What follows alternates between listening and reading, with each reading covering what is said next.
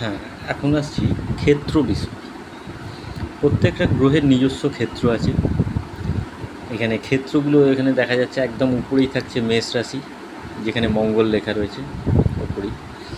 মঙ্গল হচ্ছে তার নিজ ক্ষেত্রে রয়েছে, মানে ওটা মেষ রাশি, মানে মঙ্গলের নিজস্ব গৃহ বা তার ক্ষেত্র সেটা হচ্ছে মেষ রাশি। ঠিক আছে, এবং নিচে দেখবেন বৃশ্চিক রাশি, বৃশ্চিক রাশিও মঙ্গলের ক্ষেত্র। তো দুটো করে ক্ষেত্র দেখা যাচ্ছে। ঠিক আছে, সব গ্রহেরই দুটো করে ক্ষেত্র দেখা যাচ্ছে, শুধু রবি এবং চন্দ্র বাদ দিয়ে। এবং শুক্রকে দেখুন বৃষ রাশিতে রয়েছে, অতএব বৃষ রাশিটা তার ক্ষেত্র, মানে নিজস্ব গৃহ।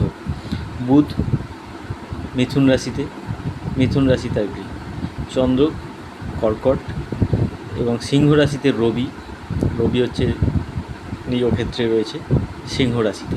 তো সিংহ রাশিটা তার নিজস্ব ক্ষেত্র, নিজ গৃহ। এবং বুধ আবার রয়েছে কন্যা রাশিতে, তাহলে বুধের কন্যা রাশি এবং মিথুন রাশি এই দুটো হচ্ছে বুধের ক্ষেত্র। এবং তুলা রাশি, শুক্র হচ্ছে তুলা রাশির তার গৃহ, মানে শুক্রের নিজস্ব গৃহ হচ্ছে তুলা রাশি এবং দেখা যাচ্ছে বৃষ রাশি। তো দুটো করে গৃহ। মঙ্গলের ক্ষেত্রে তাই, বৃহস্পতিরও দুটো গৃহ, মানে নিজস্ব ক্ষেত্র, মানে এই ক্ষেত্রগুলোর অধিপতি হচ্ছে এই গ্রহগুলো। মানে বৃহস্পতির ক্ষেত্রে ধনুরাশি এবং মীন রাশি, আর শনির ক্ষেত্রে মকর রাশি এবং কুম্ভ রাশি, এই দুটো হচ্ছে তার নিজস্ব ক্ষেত্র। তাই এইভাবে মুখস্থ রাখতে হয়, মনে রাখতে হয়। কিন্তু সবথেকে সহজ উপায় যেটা আমি বলে দিচ্ছি, এখানে দেখুন রবি এবং চন্দ্রের একটি করে গৃহ দেওয়া হয়েছে, মানে তাদের ক্ষেত্র হচ্ছে মাত্র একটি করে, সিংহ রাশি এবং মকর রাশি। ঠিক রবি এবং চন্দ্র লেখা রয়েছে দেখুন, র এবং চ। ঠিক আছে, এখানে একটা খুব সহজ উপায়, একটা ট্রিক বলা যেতে পারে এটাকে, আমি বলে দিচ্ছি। রবি সিংহ রাশিতে এবং চন্দ্র কর্কট রাশিতে। ঠিক আছে, রবিকে পিতা ধরা হয় এবং চন্দ্রকে মাতা। ঠিক আছে, এবং মানে চন্দ্র মাতার কারক গ্রহ, রবি পিতার কারক গ্রহ। ঠিক আছে, এবারে আমরা মোটামুটি সকলেই জানি যে গ্রহেরা কিভাবে সূর্যের চারিদিকে ঘুরছে, কোন ডিস্টেন্সে, কে কতটা দূরে, মোটামুটি সবারই নলেজ আছে। ঠিক দেখুন সেইভাবেই গ্রহগুলো সাজানো আছে।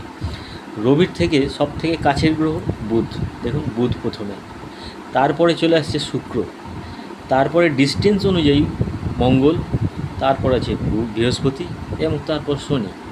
সুন্দরভাবে ডিস্টেন্স অনুযায়ী সাজানো আছে কে কার পরে। ঠিক অপোজিটেও দেখুন চন্দ্র মাতৃকারক, চন্দ্র মাতা, এবং তার থেকেও ঠিক ডিস্টেন্স অনুযায়ী গ্রহগুলো সাজানো আছে, বুধ শুক্র মঙ্গল বৃহস্পতি শনি। তো রবি এবং চন্দ্রকে মনে রাখলেই আর ডিস্টেন্সটা মনে রাখলেই পরিষ্কার হয়ে যাবে কোনটা কার ক্ষেত্র। তো এগুলো নিজ নিজ ক্ষেত্র। যখন গ্রহ নিজের ক্ষেত্রে থাকবে তখন সে সেই ক্ষেত্রে বলবান হবে এবং সেই ক্ষেত্র অনুযায়ী সে বলবান হবে। এবং এবার বিচারের সময় সেগুলো সব বুঝিয়ে দেবো। এবং অন্য গ্রহ, ধরুন মঙ্গল গিয়ে পড়লো শনির ক্ষেত্রে মকর রাশিতে, তখন সে অন্যের গৃহে, মানে আমি যদি অন্যের বাড়িতে গিয়ে বসি আমার নেচার পাল্টে যাবে, আমি সংযম হব। সেই রকমই সমস্ত গ্রহের ক্ষেত্রেও একইভাবে বিচার করা হয়। এইভাবে পরে বিচারের ব্যাপারে আসব, তখন এটা সমস্ত কিছু ক্লিয়ার করে দেওয়া হবে। এখন ক্ষেত্রগুলো পরিষ্কার হয়ে গেল, কিছুই না, সহজ ব্যাপার। রবি এবং চন্দ্রকে মনে রাখলেই হবে। রবি সিংহ রাশিতে নিজস্ব ক্ষেত্র এবং চন্দ্র কর্কট রাশিতে।